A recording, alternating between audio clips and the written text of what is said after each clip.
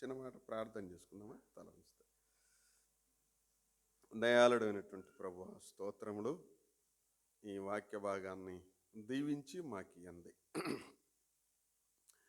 లూకాసు వార్త 1వ అధ్యాయం 11 నుండి 17 వచనాలు చదువుకొని ఉండగా నేను మీ దాసుడైన బాప్తిస్మిచ్చి యోహానును గురించిన సంగతులు కొన్ని నేర్చుకొని మేము ఆదరించబడటానికి, బలపడటానికి శక్తిని అనుగ్రహించుమని ప్రభువా, ఈ నిష్ప్రయోజకుని మీరు ఆయుష్ ఇవ్వగా మీ సంఘం ఎదుట నిలబడటానికి కృప చూపిన ఈ దీనుణ్ణి జ్ఞాపకం చేసుకొని మాటలు అనుగ్రహించమని మాతో మాట్లాడమని క్రీస్తు ప్రభువు అను శ్రేష్ఠ నామమున అడుగుచున్నాము తండ్రి.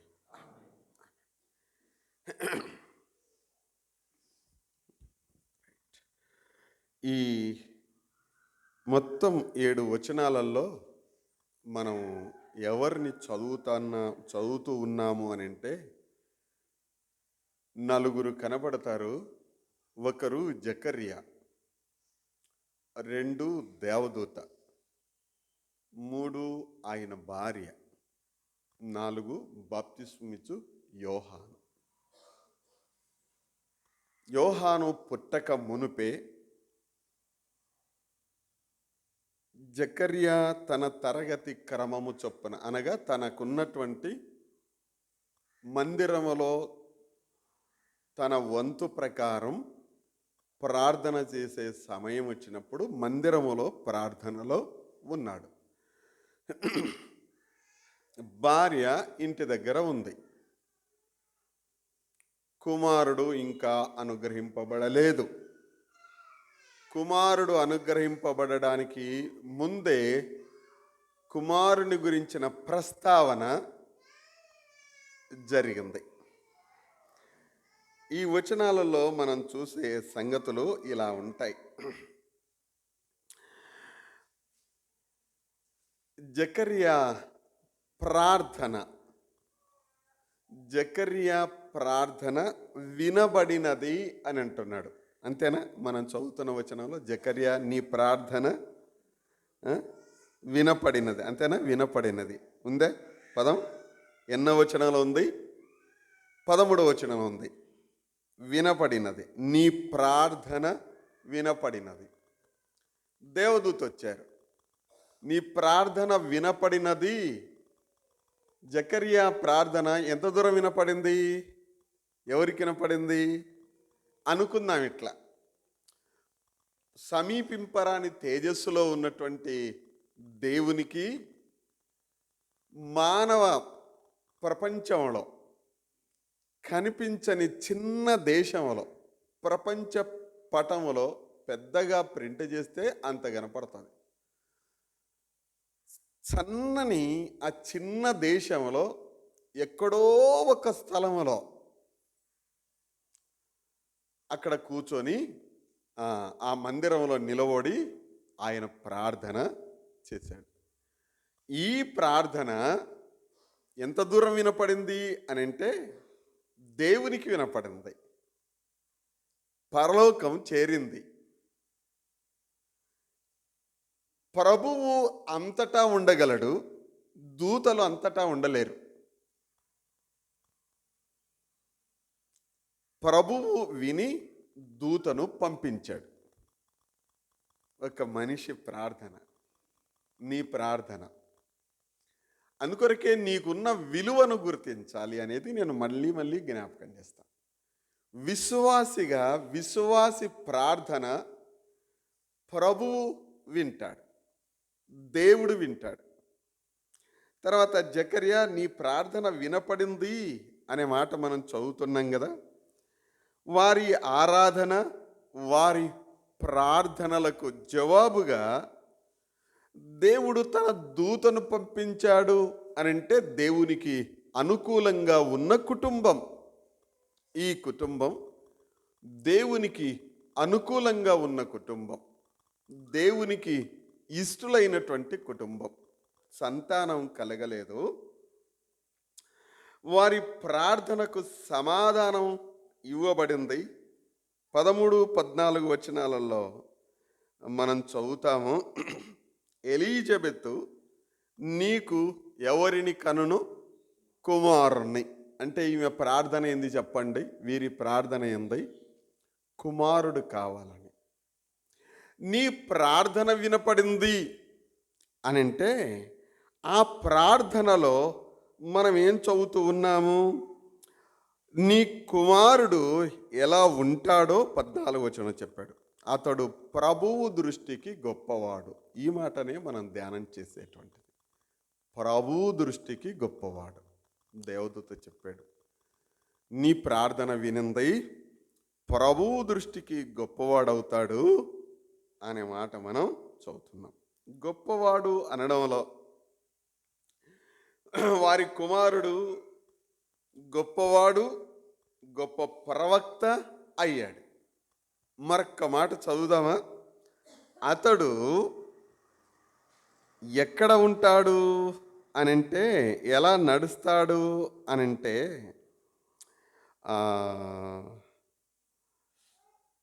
ముందు నడుచును అనే మాట ఇక్కడ చూడండి.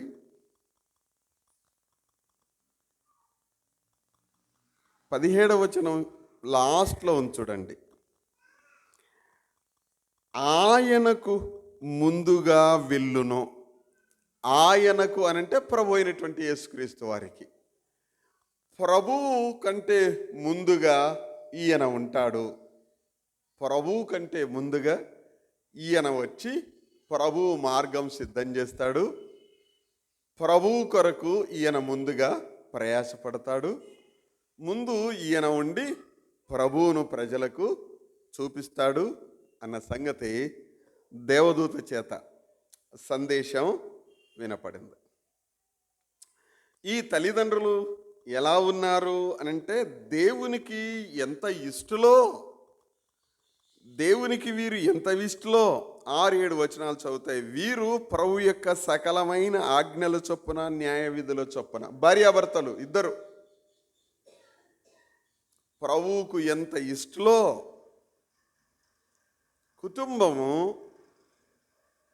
ఇరువురు కూడా దేవునికి ఇష్టలుగా బ్రతకాల్సిన అవసరం ఉంది.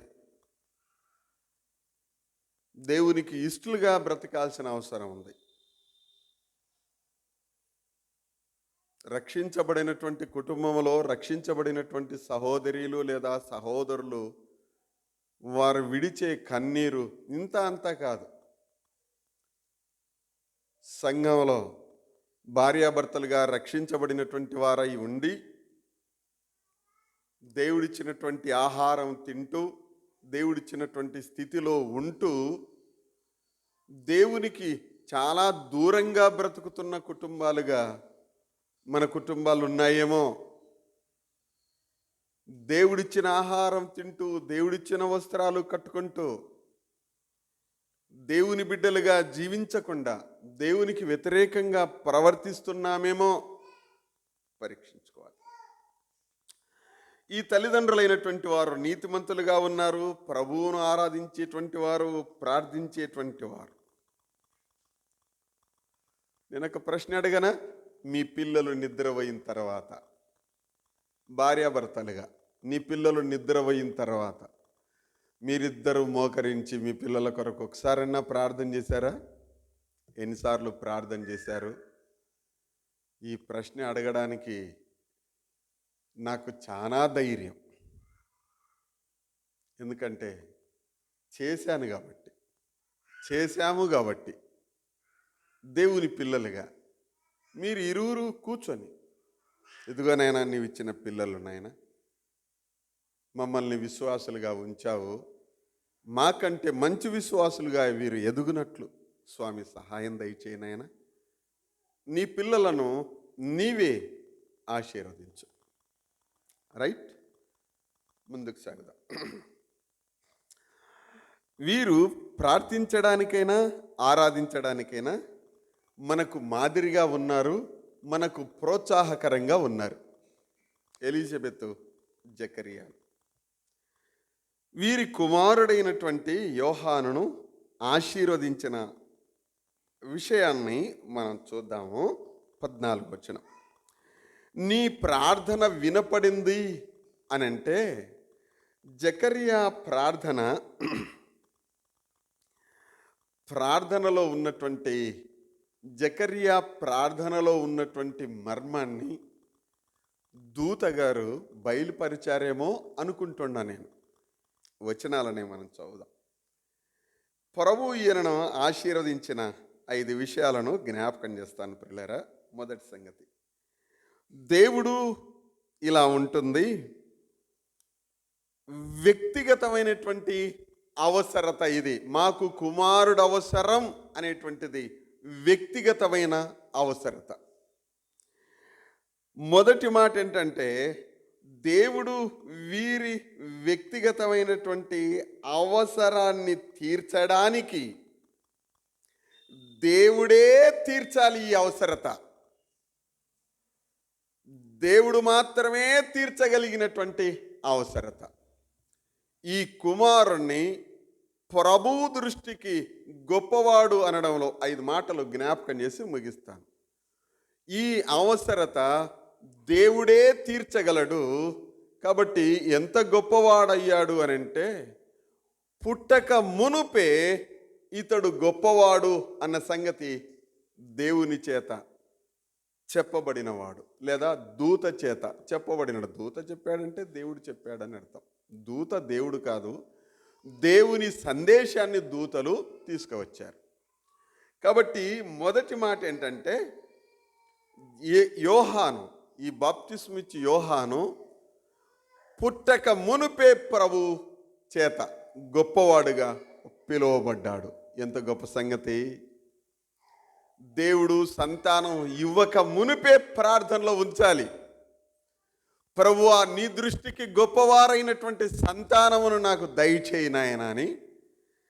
సంతానం ఇవ్వక మునుపు నీవు రక్షించబడకపోయింటే, అంటే నీవు రక్షించబడక మునిపే నీకు సంతానం ఇచ్చింటే, ఇచ్చిన తర్వాత అయినా సరే, ఇదిగో నాయన నీవు ఇచ్చిన ఈ పిల్లలు ఆశీర్వదించు అనేటువంటి దీవెన వచనం అవసరం. నా పిల్లలను ఆశీర్వదించు నాయనా అని విశ్వాసులైనటువంటి వారు అడగనందుకే నేటికి ఈ దినానికి పిల్లలు రోడ్ల మీద తిరిగేటువంటి అవారగాళ్ళతో ఉన్నారు. చూస్తున్నారండి, ఎంతమందితో చూస్తలేని పిల్లలని రాత్రి 10, 11, 1 గంట. నాకు ఒకసారి వీపు నొప్పి అయితే గనికి ఫోన్ చేశాను 11 గంటలప్పుడు. గని అన్నకు రాన్న అన్నాడు. ₹10 ట్యాబ్లెటే ఇచ్చినాడు పాపం. వస్తుంటే రోడ్డు ఎంబడి నిలవన్నారు మన పిల్లలే. ఏరానాయనా ఇంత టైం అయింది, పోతాములే పెదనాయనా అనుకుంటూ పోతున్నారు. 10, 11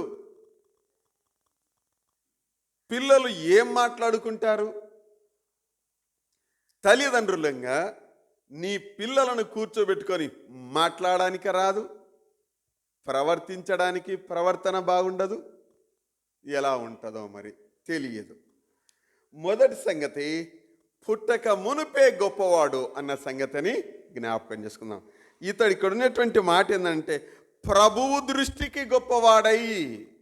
చూసినారండి ఎంత మంచి మాట. అమ్మ దయచేసి నీకు 2 చేతులెత్తి మొక్కి చెప్పేది ఏంటంటే, నీ పిల్లల కొరకై కుటుంబంగా ప్రభు దృష్టిలో, ప్రభువా నీ దృష్టిలో గొప్పవాళ్ళుగా ఉండాలి నాయన.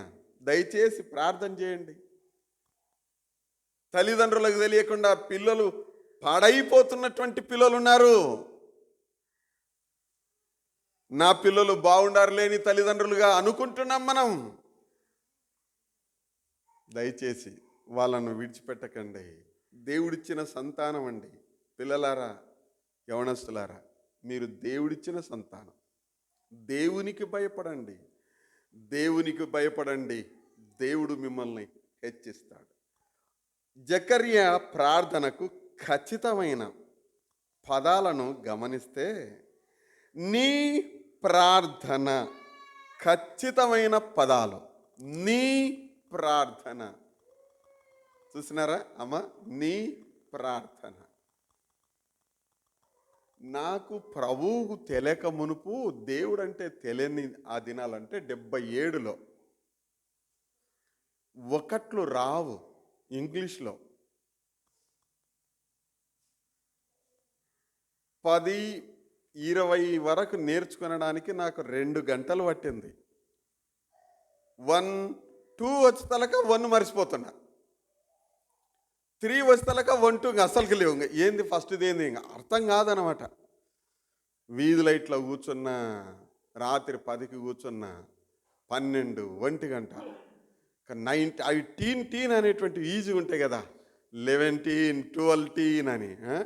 అవి టీన్ అనేటువంటివి ఈజీగా అయిపోయినాయి కాబట్టి ఇంకా లాస్ట్కి వస్తారు 20, 2 టీన్ అనుకున్నా. 2 టీన్ ఉందా, ఇది 3 టీన్ ఉందా చూసుకుంటే అది 2 టీన్ లేదు, 20 అనేది. ఇది ఎక్కడైనా ఇదంతా కర్మలెక్క ఉందని తర్వాత చూస్తే ఇంకెక్కడిది 21, 22 అబ్బా ఈజీగా ఉంది అని మళ్ళీ 3 టీన్ అనుకున్నా. ఇది ఇంత 3 టీనా, ఇంకా ఏందని కింద చూస్తే ఓహో 3 టీన్ కాదు, ఏముంటుందిరా 30 ఉంటుంది కదా. ఓహో ఇట కాదని 20, 30, 40, 50, 60, 70, 80, 90, 20. ఆ 20 ఉంటుందా, ఇంకేమైనా ఉంటుందా చూద్దాం తల. ఇంకా చూస్తే ఇంకెక్కడిది అది 100 ఉంది. ఓ ఇవి నేర్చుకొని కొంచెం కష్టపడింది. 20 నుండి 100 వరకు నేర్చుకునడానికి నాకు 5-10 నిమిషాలు పట్టలేదు. ఎందుకొరకు ఇది అర్థం అయిపోయింది కదా. మరుసటి రోజు క్లాస్కి వెళ్ళి 1, 2, 3 చెప్పరా అని అనకమునిపే స్లీవమ్మ అని రోమన్ క్యాథలిక్ సిస్టర్ టీచర్ ఇట వెటరాన్ని కొట్టింది. అంతకు మునిపే కొట్టింది, రక్తం గారింది. మళ్ళా కొడితే ఏడ్చుకుంటూ 100 వరకు చెప్తే కడుపుకు గరిపించుకొని కొంగుతో సీమిడి దుడిచింది నాకు. ఎందుకు చెబుతున్నానంటే దేవుని సన్నిధిలో ప్రభువు నేను రక్షణ భాగ్యం పొందక మునిపే దేవుని దృష్టిలో ఉన్నాను కాబట్టి దేవుడి స్థితిని ఇస్తే దేవుని కుటుంబములో ఉన్న నీకు పిల్లలను ఇచ్చినటువంటి ఈ స్థితిని చూసి నీ పిల్లలను ఇంకెంత బాగా పెంచుకోవాల్సి ఉంటుందో అన్న సంగతి జ్ఞాపకం చేస్తున్నాను. నీ పిల్లలను ఇంకెంతగా పెంచుకొనవలసి ఉంటుందో. నీ ప్రార్థన వినపడింది. దేవుడు నీ ప్రార్థనకు విలువనిస్తాడు. జకర్యాకి ఇచ్చాడు. దేవుడు తన కోరికను తీర్చాడు. జకర్యా ప్రార్థన వినపడింది. అందుకు సూచనగా దూతను పంపించాడు, రాయబారిని పంపించాడు, పరిచారకుని పంపించాడు. నీ ప్రార్థన వినపడింది. ఆయన ఎక్కడ ప్రార్థన చేశాడేమో కానీ నీ ప్రార్థన వినపడింది అని పరలోకం నుండి సందేశం వచ్చింది. అమ్మ నీ ప్రార్థన వృధా కాదు. మన ప్రభువారు ఒకరి ప్రార్థనను వృధా చేసేవాడు కానే కాదు. నీ ప్రార్థనకు, నీ కన్నీటికి ఖచ్చితంగా విలువనిస్తాడు. ముందుకు సాగుదాం. ఈ ప్రార్థనలో నేను వచనాన్ని చదివితే అర్థమైన మాట ఏంటంటే, జకర్యా తన వయసు పెద్ద వయసు అయినప్పటికీ దేవుని సన్నిధిలో తన సంతానం కొరకు ప్రార్థించేటువంటి ఈ స్థితిలో నేను ఇలా జ్ఞాపకం చేస్తున్నాను పిల్లరా. జకర్యా ఇశ్రాయేలీల విముక్తి కొరకు ప్రార్థన చేశాడేమో, నీ ప్రార్థన వినపడింది అన్నమాట మనం చదువుతూ ఉన్నాం కదా. అంటే అతడు ప్రభువు కొరకు ఆయత్తపడి ఉన్న ప్రజలను సిద్ధం చేయడం అనే మాట మనం 17వ వచనంలో మనం చదువుతూ ఉన్నాం. జకర్యా తన కుమారుడు ఎలాంటి వాడో దూత చెప్పబడ్డాడు, వినిపించబడ్డాడు, విన్నాడు. ప్రభువు దృష్టికి గొప్పవాడు, పుట్టక మునుపే గొప్పవాడుగా చెప్పబడ్డాడు. రెండవ సంగతి ఎంత గొప్పవాడు అనంటే ప్రార్థన ద్వారా జవాబును పొందబడినటువంటి వాడు. ఈ కోవలో హన్నాను చూస్తాం కదండి. ప్రార్థన చేసింది, కుమారుణ్ణి సంపాదించుకున్నది. కొత్త నిబంధనలో జకర్యా ప్రార్థన చేశాడు, కుమారుని సంపాదించాడు. ఈ కుమారుడు ప్రభువుకు ముందు నడిచేవాడు. ఎంత గొప్పవాడు. మూడవ మాట జ్ఞాపకం చేస్తాను. వారి కుమారుడు ఎంత గొప్పవాడు అని అంటే ఇప్పుడు చదువుదాము 17, 18 వచనాలలో. చూస్తున్నారా? 17-18 వచనాలు. 17వ వచనం, అతడు ఏం చేస్తాడు? తండ్రుల హృదయమును ఏముందండి, పిల్లల తట్టు తిప్పును. ఎంత గొప్పవాడు! తండ్రులారా, మీ పిల్లలను నిర్లక్ష్యం చేయకండి. అంతేనా? తండ్రుల హృదయమును, పిల్లలు పోతే పోయింది, వాడు చెప్తే ఈయననే ఈనాడు. అలా కాదు. తండ్రులారా, మీ పిల్లలకు, మీ పిల్లల వైపు చూడండి అన్నమాట. యోహాను ఎంత గొప్పవాడు అనంటే, తండ్రుల హృదయమును పిల్లల తట్టు తిప్పను. అందుకొరకే పిల్లలను నిర్లక్ష్యం చేయకండి.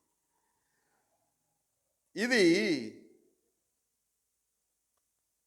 వారు సంతోషించడానికి కారణం. అయితే ఒక సంగతి జ్ఞాపకం చేస్తాను, అవసరమైనదే. అతడు ఎక్కడ నడుచునని మనం చదివాము. వచనం 17వ వచనంలో, ఆయనకు ముందుగా వెళ్ళును. బాప్తిస్మమిచ్చి యోహాను యేసు ప్రభువారి కంటే ముందుగా వెళ్ళును అని చదువుతున్నామా? యేసు ప్రభువారు ఇప్పుడు ఏడున్నాడు అనుకుందాం అనుకోండి. ఒక లైన్లో నిలబెట్టినాం. ఇప్పుడు యేసు ప్రభువారిని, బాప్తిస్మమిచ్చి యోహానును. ఫస్ట్ ఎవరు కనపడతారు? అవునా? అర్థమవుతుందమ్మా? ఫస్ట్ ఎవరు కనపడతారు? యోహాను కనపడతాడు. యోహాను కనపడిన తర్వాత, ఏమయ్యా అన్నా వందనాలన్నా యోహాన్ అన్నా అంటే, అయ్యో నేనేం తదులన్నా వందనాలన్నా, ఇదిగో నా వెనుక ఎవరున్నారు? ప్రభువా స్తోత్రం నాయనా, నువ్వు ఉండవా ప్రభువా నాయనా కదండి. ఒకసారి ఈ మాట ఆలోచన చేయండి. నీ వెనుక లేదా నీవు ఇతరులకు ప్రభువును చూపించాల్సిన బాధ్యత ఉంది. యోహాను ఎంత గొప్పవాడు అని అంటే, ఇతరులకు ప్రభువును చూపించినవాడు. యోహాను ఎంత గొప్పవాడు అనంటే, ఇతరులకు వారి పాపాలను గుర్తు చేస్తూ, మీ పాపములను క్షమించేది ఇదిగో ఈయన అని చూపించాడు. ఎంత గొప్పవాడు! ఎంత గొప్పవాడు చూడండి. ప్రభువు దృష్టికి గొప్పవాడు, దేవుని దృష్టికి గొప్పవాడు. ఎవరు? యోహాను. దేవుడు కనపడడంలా. ఇప్పుడు దేవుణ్ణి చూపించడానికి ఒక సాధనం యోహాను. యోహాన్ దగ్గరికి వచ్చి అబ్బో నీవా అని అంటుంటే, ఇప్పుడు ఎవరిని చూపిస్తున్నాడు? అయ్యా యోహాన్. ఈ దినాలలో స్టేజీల మీద సేవకులు వాళ్ళనే చూపించుకుంటారు. ప్రభువు కనపడడంలే. ఆమె ప్రార్థన చేస్తే, ఈయన ప్రార్థన చేస్తే, అబ్బా ఈయన, వీళ్ళకు సెక్యూరిటీ గార్డులు మళ్ళా వెనకంబడి. దేవుణ్ణి చూపించడం లేదు. నేను ప్రార్థన చేసిన, మా సేవకుడు ప్రార్థన చేసింటే చెయ్యని. అయితే దేవుని కంటే సేవకుడు గొప్పోడా? సేవకుని ఆదరించాల్సిందే. నేను ఇలా అంటాను, మీరు తినే ప్రతి ఆహారంలో సేవకునికి వంతు ఇవ్వాల్సిందే. ఆయనంత మాత్రాన సేవకుడు దేవుని కంటే గొప్పవాడు కాదు. ఇక్కడ వ్రాయబడిన మాటలో మనం చూస్తూ ఉన్నాము, అందరూ కలిసి విశ్వాసిగా నీవు ఎవరిని చూపించాలి? నిన్ను చూస్తే నీవే కనపడుతూ ఉంటావు. అయితే నీవు ఎవరిని చూపించాలి? ప్రభువుకు ముందుగా నీవు ఉండాలి. ఎవరిని చూపించాలి అని అంటున్నాడు. ఎవరిని చూపించినాడో చూస్తారా? యోహాను సువార్త 1వ అధ్యాయం 29వ వచనం ఏమని చూపించాడు? మరునాడు యేసు తన యొద్దకు రాగా చూచి, ఇదిగో లోక పాపమును మోసుకొని పోవు దేవుని గొర్రెపిల్ల. నా వెనుక ఒక మనుషుడు వచ్చుచున్నాడు, ఆయన నాకంటే ప్రముఖుడు, నాకంటే ముందటివాడు ఆయనని నేను ఎవరిని గూర్చి చెప్పితేనో ఆయనే ఈయన. చూసినారా? ప్రభువారిని గురించి ఏం చెప్పాడండి. నేను చెప్పాను ఇంతకు మునిపే ఈయనని గురించి. ఆయన ఎవరో కాదు, ఇదిగో ఈయన్నే అని చెప్పేశాడు. ఇంత మంచి మాట. పిల్లలుగా తల్లిదండ్రులముగా మనమందరం ప్రభువును చూపించవలసిన వారమై ఉన్నాం. యవనస్తులారా, ప్రభు మీతో పాటుగా నీ వెనుకంట, నీ వెంట, నీ ఉండే రూములో, నీ వెళ్ళే క్లాస్కు, నీ ఉండే స్థితికి, నీ ఉండే ప్లేస్కు ప్రభు రావాలి. ప్రభువుకి ఇష్టలుగా బ్రతకాలి. ప్రభువు చూస్తున్నాడు, ప్రభువు వింటున్నాడు, ప్రభువు నీ వెనుకంబడి ఉండాలి. ప్రభువు నీకు ముందుగా ఉండాలి. ఈయన గురించి మనం చదువుతున్నాము. ప్రభువుకు ముందుగా నడుచును. ఈ దినాలలో జరగాల్సినది ఇదే కదండి. దేవుణ్ణి ఎవరు చూసినారంటే, దేవుణ్ణి నేను చూపిస్తాను. దేవుడు ఉన్నాడనడానికి సాక్షిని నేను అని నేటి యువతరం బతకాల్సింది. ముందుకు సాగుదాం. మూడో మాట, ఎందుకు గొప్పవాడు? తల్లిదండ్రులు సంతోషించడానికి గల కారణాలను జ్ఞాపకం చేసి ముగిస్తాను. మొదటిది, అతడు తన తల్లిదండ్రులు తన జీవిత విధానాన్ని చూసి సంతోషించడానికి కారకుడయ్యాడు. ఎందుకొరకు అనంటే, అతడు ప్రభువుకు ముందుగా నడిచాడు కాబట్టి తల్లిదండ్రులు సంతోషించారు. ఎంత గొప్ప ఎంత గొప్ప మనిషి, ఎంత గొప్ప మంచితనం. రెండవ సంగతి, సమాజానికి చేసిన సహకారం కారణంగా చాలామంది సంతోషిస్తారు, అనేకులు సంతోషించరు. సమాజానికి యోహాను వలన పరిచర్య జరిగింది. ప్రభువును గురించి చెప్పాడు. సమాజానికి ఉన్న ప్రదేశంలో, యోహాను ఉన్న ప్రదేశంలో ఉన్న ప్రజలకు ప్రభువును గురించి చెప్పాడు. అందుకొరకు ప్రజలు సంతోషించారు, తల్లిదండ్రులు సంతోషించారు. ప్రభువుకు ముందున్నాడు మావాడు, ప్రభు పనిలో ముందున్నాడు మావాడు. మా పిల్లలు ప్రభు పనిలో ఉన్నారు, దైవ సంబంధమైనటువంటి పనిలో ఉన్నారు. ఎంత మంచి మాట. రెండవ సంగతి, సమాజం విషయంలో, ఇతరుల విషయంలో కూడా ప్రభువును గురించి పరిచయం చేశారు. బీసీసీ క్రిస్టియన్స్ పిల్లలు భయపడకుండా స్కూళ్ళల్లో ప్రభువుని గురించి మాట్లాడండి. అవసరమైతే మీ ఫ్రెండ్స్తో మాట్లాడండి. అందరూ మాట్లాడాల్సిందే. మేము క్రిస్టియన్స్ అని సర్టిఫికెట్లు ఉన్నటువంటి వాళ్ళు నోరు మూసుకొని అసలు కూర్చోకూడదు. పాటలు నేర్చుకోండి. మీటింగ్లలో పాటలు పాడండి. పలానా ఇట్లా అంటాను, పలానా అబ్బాయి వచ్చి పాట పాడతాడంటే పలానా పాటనే, ఈ పాటనే వాడాలి. దేవుడి గురించి సువార్త పాటనే వాడండి. పాటల ప్రోగ్రాంలో పాల్గొనండి, పాటలు పాడండి, నేర్చుకోండి, పాడండి. ప్రభువు ప్రేమను చూపించడానికి స్కిట్ వేయాల్సి వస్తే స్కూళ్ళల్లో స్కిట్ వేయండి. మాట్లాడుకొని, క్రిస్టియన్ పిల్లలల్లో మాట్లాడుకొని స్కూల్లో మంచి స్కిట్ వేయండి, ప్రభువు ప్రేమను చూపించేటువంటిది. ఒక స్టూడెంట్ తప్పిపోయిన కుమారుంది స్టూడెంట్గా పెట్టి ఒకడు తప్పిపోతే ఏమైపోతాడు? లాస్ట్లో నీతి చెప్పండి. ఇది బైబిల్లో ఉన్నటువంటి స్టోరీ. చిన్ననాటి నుండి అవసరం, ఈ తెలివి అవసరం, జ్ఞానం అవసరం, పెంచడం అవసరం. మూడవ సంగతి, అతడు దేవుని దృష్టిలో గొప్పవాడు.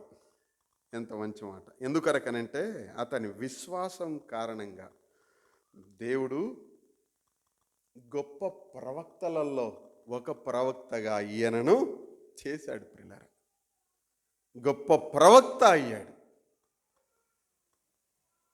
ప్రభువు మాటలను తెలియజెప్పే వ్యక్తి అయ్యాడు. దేవుని దృష్టిలో గొప్పవాడు. ఎందుకు అనంటే, చాలా మంచి మాట అండి. నేనైతే ఇలా రాసుకున్నాను. అతని విశ్వాసం లేదా విధేయత కారణంగా గొప్పవాడు. అతను పెద్ద పెద్ద ప్రవక్తలలో, పాత నిబంధనలోని ప్రవక్తలలో ఒక ప్రవక్తగా ఎంచబడ్డాడు. ఎంత మంచి మాట. నాలుగో సంగతి, అతని క్రమశిక్షణ ఏమైంది? అతడు ప్రభు దృష్టికి గొప్పవాడై ద్రాక్షారసమైనను మద్యమైనను త్రాగక. దేవుని కొరకు నియమింపబడిన నియమాలు అనగా వాక్యమెరిగిన వాడుగా ఉంటాడు. ఎంత గొప్పవాడు! అతని క్రమశిక్షణ నియంత్రణ. క్రమశిక్షణ లేని పిల్లలు ఎన్ని గంటలకు లేయాలా? మావాడు నిద్రపోతున్నాడు, నువ్వు కూడా నిద్రవో.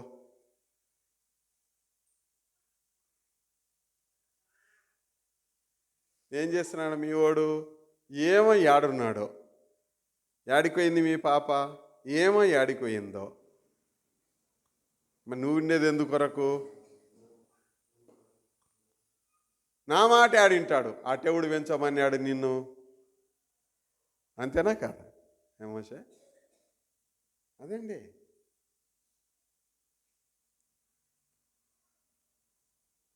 మన ఇంటికాడ చెట్లు, జామ చెట్టు ఏదన్నా తిక్కయి కాకుండా మంచి చెట్లు పెంచుకున్నప్పుడు దాని పక్కన తిక్క చెట్లు పెరిగినాయి అనుకో, తిక్క చెట్లు అని తీసేయమా? ఏమన్నా తీసేయమా? అట్టిట్టిట్టిట్ట పోయిందనుకో, అట్టిట్టిట్టిట్ట పోకుండా ఏం చేస్తాము? తాళేసి కట్టేయమా? పెంచుకుంటాం కదా, పెంచుకోవాలి. దేవుడిచ్చిన బహుమానం కదా. ఈ వచనంలో మనం చూస్తున్నాం క్రమశిక్షణ. ఇదే జ్ఞాపకం చేస్తుంది. దేవుని దృష్టిలో గొప్పతనం ఏమిటి అంటే యోహానుకున్న క్రమశిక్షణ అనేకులను ఏమన్నాడో తెలుసనానండి? సర్ప సంతానమా అని అన్నాడు. భయంకరమైన మాట కదండి. ఎన్నో వచనం, 3వ అధ్యాయం చూడండి, 3వ అధ్యాయం 7వ వచనం. లూకాసు వార్త 3వ అధ్యాయం 7వ వచనం. అతడు తన చేత బాప్తిసం పొందవచ్చిన జనసమూహమును చూసి ఏమన్నాడు? ఆ మాట ఏం మామూలు మాటనా? పాము పిల్లలారా అని అనడం అంటే సింపుల్గా ఇట్ట సైతాను కొడుకుల్లారా, సైతాను పిల్లల్లారా, సాతాను సంతానమా, సాతాను ప్రజలారా, సాతాను చేత ప్రేరేపింపబడిన వారలారా. ఎంత కఠినమైన మాట అది! ఇంత కఠినమైన మాట దేవుని పక్షాన నిలబడి ఈ మాట అనడానికి తన జీవితంలో ఎంత క్రమశిక్షణ ఉండిండాలి.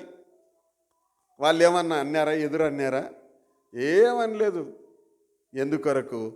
ఆయన క్రమశిక్షణ ఆయనకు ధైర్యాన్ని ఇచ్చింది. పిల్లలు క్రమశిక్షణలో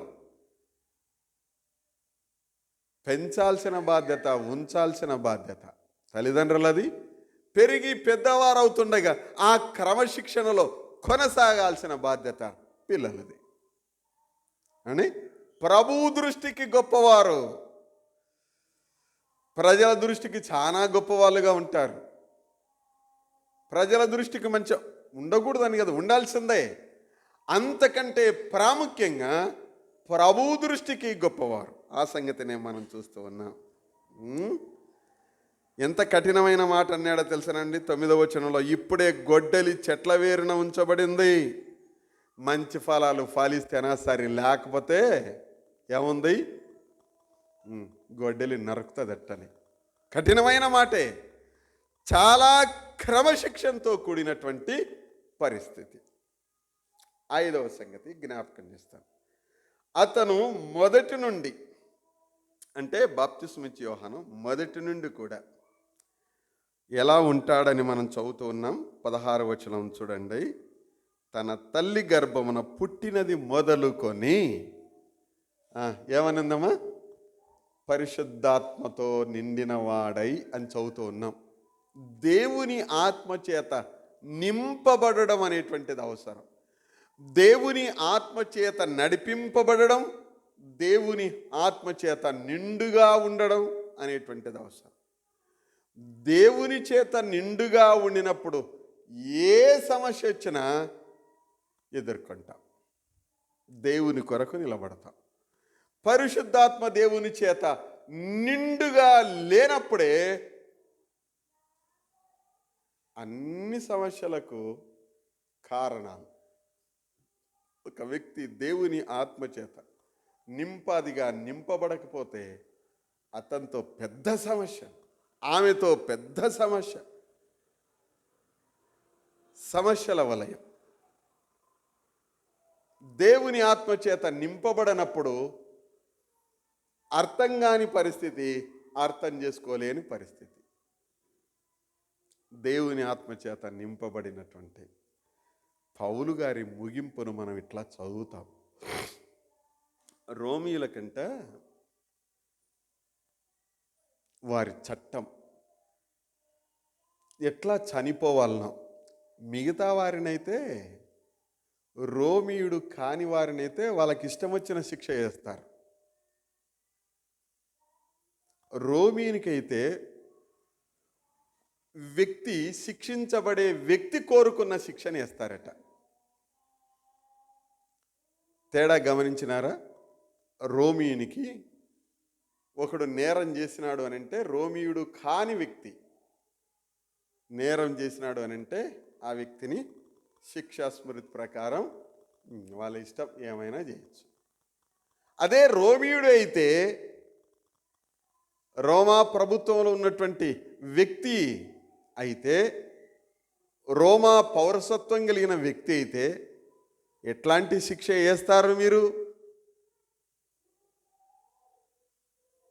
అని అంటే, ఏం శిక్ష వేయాల నీకు, నాకు పలానా శిక్ష వేయండి అని కోరుకునే హక్కు ఉంటుందట.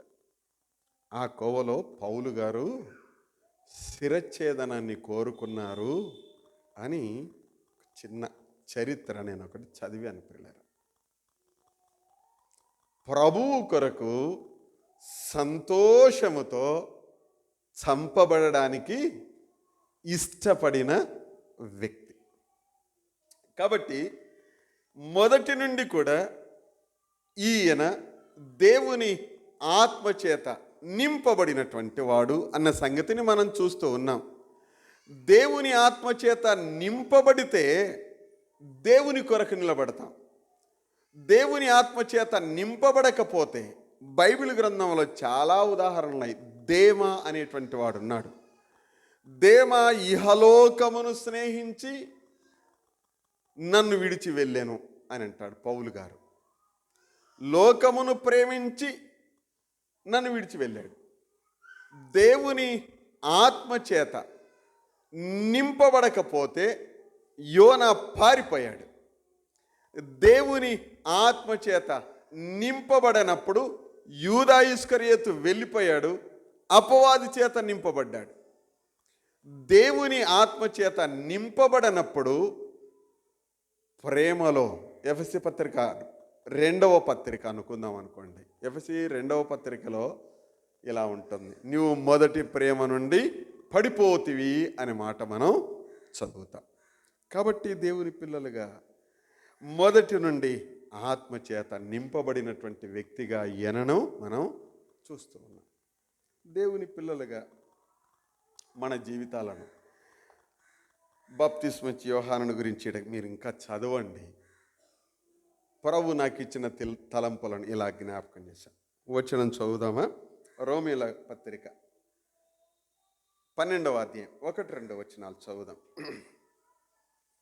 ఇలా ఉన్నాయి. కాబట్టి సహోదరులారా, పరిశుద్ధమును దేవునికి అనుకూలమైన సజీవయాగముగా మీ శరీరములను ఆయనకు సమర్పించుకొనుడని వాత్సల్యమును బట్టి మిమ్మల్ని బతిమాలు కొనుచున్నాను. ఇట్టి సేవ మీకు యుక్తమైనది. 2వ వచనం, మీరు ఈ లోక మర్యాదను అనుసరింపక ఉత్తమమును అనుకూలమును సంపూర్ణమునై ఉన్న దేవుని చిత్తమేదో పరీక్షించి తెలుసుకొనున్నట్లు మీ మనస్సు మారి నూతన మగుట వలన రూపాంతరము పొందుడి. మారిన వారికే ఇంకా మీ మనస్సు మార్చుకోండి, అంతరంగంలో రూపాంతరము పొందండి. బాప్తిస్మిచ్చి యోహాను విషయంలో ఇది మనం నేర్చుకోవాలి.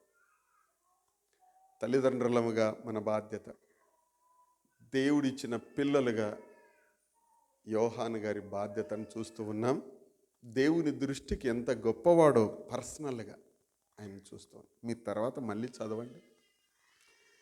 ఈ వచనంలో మిమ్మును మీరు అప్పగించుకోండి అయ్యా, మీ శరీరాన్ని దేవునికి అప్పగించుకోండి. దేనికో అప్పగించుకొని ఎందుకు ఊరికే పులసరం పట్టుకుంటాం? మనసును ఎందుకు పాడు చేసుకోవాలి? దేవుడిచ్చినటువంటి దేవాలయం ఉన్న దినాలు కదండి. దేవునికి అప్పగించుకోనండి. మొదటి పత్రిక, తిమోతి మొదటి పత్రిక, మొదటి అధ్యాయం 12-13 వచనాలు. పూర్వము దూషకుడను హింసకుడను హానికరుడనైన నన్ను తన పరిచర్యకు నియమించి నమ్మకమైన వానిగా ఎంచినందుకు 13వ వచనం, నన్ను బలపరిచిన మన ప్రభు అయిన క్రీస్తు యేసునకు కృతజ్ఞుడనై ఉన్నాను. తెలియక చేశాను, అవిశ్వాసం వలన చేశాను, కనికరింపబడ్డాను. కాబట్టి నేను ఇట్లా ఉంటే అప్పుడు అది కుదరదు. దేవుడు తన పరిచర్యకు నన్ను పిలిచాడు. దేవుడు పిలిచాడు, అంతేనా? దేవుడు పిలిచాడు. దేవుడు పిలిస్తే కొనసాగుతాం, దేవుడు పిలవకపోతే ఎక్కడికైనా పోతాం. ఒక హెచ్చరికగా 2 వచనాలు చదువుదాం, చూడండి. యోహాను 15వ అధ్యాయం 7వ వచనం. యోహాను సువార్త 15వ అధ్యాయం 7వ వచనం. నాయందు మీరును మీ యందు నా మాటలను నిలిచి ఉండిన ఎడల మీకు ఏది ఇష్టమో ఏంటంట అడుగుడు. చూసినారా ఎంత మంచి మాట అమ్మా. మళ్ళీ చదువునా, 15:7 వచనం. నా యందు మీరును మీ యందు నా మాటలను. మొదటి ప్రయారిటీ దేవుడిచ్చిన మాట ఏందో తెలుసునండి? మిమ్మల్ని నా హృదయంలో ఉంచుకుంటాను. నా యందు మీరు. అమ్మా, నీవు దేవునిలో నా యందు మీరు. ప్రభు చెప్పేటప్పుడు ఇటు చెప్పింటాడేమో, నా యందు మీరు, మీ యందు నా మాటలు ఉంచుకోండి, మీకేది ఇష్టమో అడగండి. ప్రభు మాట ఇచ్చాడుగా, అడుగుదాం. ఇక మనం అడుగుదాం. ఏమండి, మనం అడుగుదాం. రెండవ రెఫరెన్స్ యోహాను మొదటి పత్రిక 3వ అధ్యాయం 21వ వచనం. మరియు మనం ఆయన ఆజ్ఞలను గైకొనుచు ఆయన దృష్టికి ఇష్టమైనవి చేయుచున్నాము గనుక మనమేమి అడిగినను అది ఆయన వలన మనకు దొరుకును. రైట్? ప్రభు దృష్టికి ఎంత గొప్పవాడు. జకర్యా గొప్పవాడు అయ్యాడు, అడిగి పొందాడు, కుమారుడు కూడా పొందాడు. ఈ వారి కుమారుడు చాలామందిని ప్రభు వైపు తిప్పాడు, అంతేనా? బాప్తిస్మం ఇచ్చి యోహాను చేత బాప్తిస్మము పొందారు. ఎంత మంచి మాట. అందుట్లో అపోల్లో అనేటువంటి ఆయన కూడా ఉన్నాడు, మంచి విద్వాంసుడు ఉన్నాడు. బాప్తిస్మం ఇచ్చి యోహాను బోధ విని మంచి విద్వాంసులు బాప్తిస్మము పొందారు. వారి కుమారుడు వాగ్దానం చేసిన మెస్సయ్యకు ముందు ఉన్నాడు. అతని పరిచర్య ప్రవక్తలలో గొప్ప పరిచర్య అయింది. మలాకీ గ్రంథం 4వ అధ్యాయం 5వ వచనం నెరవేర్పే బాప్తిస్మం ఇచ్చి యోహాను. మరి మన జీవితాలను పరీక్షించుకుందాం. 3 విషయాలను నేను జ్ఞాపకం చేశాను. 1, నీవు ప్రభు దృష్టికి, నీవు నీ భార్య, నీ కుటుంబం ప్రభు దృష్టికి గొప్పగా ఉండాలి. నీ సంతానము ప్రభు దృష్టికి గొప్పగా ఉండాలి. నీవు నీ సంతానం ప్రభువును చూపించే కుటుంబంగా, పిల్లలుగా ఉండాలి. అట్టి కృప ప్రభువు మనకు సమృద్ధిగా దయచేయనుగాక. ప్రార్థన చేసుకుందాం. ప్రార్థన చేద్దాం. తల వంచండి. దయాళుడైనటువంటి మా ప్రభువా, స్తోత్రములు. ప్రభు దృష్టికి గొప్పవాడైన మీ దాసుడైన యోహానును గురించి జ్ఞాపకం చేసుకుంటే, మీ దృష్టిలో జకర్యాను, ఆయన భార్యను, కుటుంబాన్ని హెచ్చించినారు, వారి సంతానాన్ని హెచ్చించారు. స్తోత్రమునైనా మేము మా కుటుంబాలు మీ చేత హెచ్చింపబడిన వారమై బ్రతుకుటకు చాలినంత సహాయం దయచేయండి. మా పిల్లలు చదువుతూ ఉన్నారు, ఆయా పనులు చేస్తూ ఉన్నారు, కృప చేత కనికరించండి. ఈయన బిడ్డలు ప్రభువా ప్రాతకొట్లో శంకరేణిపల్లిలో ఇక్కడ ఉన్నాము, కృప చేత మీదైన దీవెన రాజేయుదరని స్తోత్రం చెల్లిస్తూ ఉన్నాం. ప్రభువా అవసరతలు అక్కరలు ఎరిగి ఉన్న దేవుడు, దయలో నుండి సమృద్ధిగా మీరు తీర్చండి. కావలసిన ఆయుష్ ఆరోగ్యం దయచేయండి.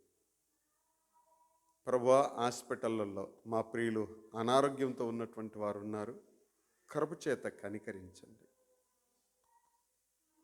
రేపు శుక్రవారం భూపన్పాటులో విజ్ఞాపన వీధి సువార్త ఉంది. నిన్ను తెలుసుకున్నట్టుకు కొందరికి అర్థమగునట్లు భాగ్యం దయచేయండి. ప్రభు అందరికి వినపడుతుండగా మీదైన దీవెన రాజేయండి. ప్రయాణాలను మీరు దీవించండి. వారమంతట్లో కాపుదల దయచేయండి. బైబిల్ స్టడీకి నైనా అందరం రావటానికి మార్గం సరళం దయచేయండి. మీరు మహిమ పొందండి, ఘనత పొందండి. మమ్మల్ని అందరినీ ఈ నీ చిన్న సంఘమును మీ చేతుల్లో ఉంచుతున్నాం. క్షేమం కోరి ప్రార్థిస్తున్న సకల పరిశుద్ధులను, మీ దాసులను, పరిచర్యను మీరు దీవించుదరని స్తోత్రం చెల్లిస్తున్నాం. కూలి పని చేసుకున్నటువంటి బిడ్డలు ఉన్నారు, కృపచేత కనికరించండి. ఆయా పనిబాట్లలో వెళ్తూ ఉండగా కాపుదల దయచేయండి. మమ్మల్ని అందరినీ మీ భద్రమైన చేతులకు అప్పగించుకుంటుండగా మీరు చేసిన మేలులన్నింటిని బట్టి స్తుతిస్తూ మీ చేతులలో ఉంచుకుంటూ క్రీస్తు ప్రభువు అను శ్రేష్ఠ నామమున స్తోత్రం చెల్లిస్తున్నాము తండ్రి. మన తండ్రి అయినటువంటి దేవుని ప్రేమ, ప్రభు అయినటువంటి యేసుక్రీస్తు వారి యొక్క కృప, పరిశుద్ధాత్మ దేవుని అన్యోన్య సహవాసం, సన్నిధి, భద్రత, కాపుదల మనకును క్షేమం కోరి ప్రార్థిస్తున్న సకల పరిశుద్ధులకును సదాకాలం తోడయుండి నడిపించునుగాక.